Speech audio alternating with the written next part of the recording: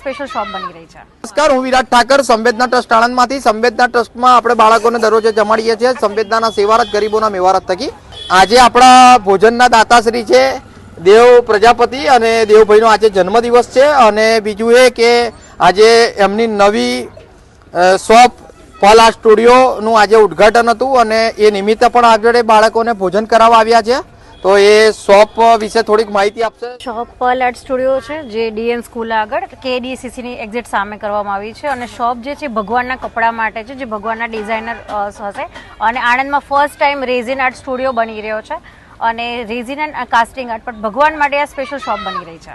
Okay, તો બસ આ રીતે પણ અમને બાળકોને જમાડવા માટે સાથ સહકાર આપે છે। એમનો જન્મદિવસ પણ હતો દેવભાઈનો અને જયમિની બેન નવી શોપ ખોલી એમણે, તો એ નિમિત્તે પણ આજે બાળકોને જમાડવા આવ્યા છે। બહુ બહુ આભાર એમનો પરિવારનો ને એમનો પણ હૃદયપૂર્વક આભાર છે। બસ આવો ને આવો સાથ સહકાર આપતા રહેજો। તમે પણ બાળકોને જમાડવા માટે અમારો સંપર્ક કરી શકો છો।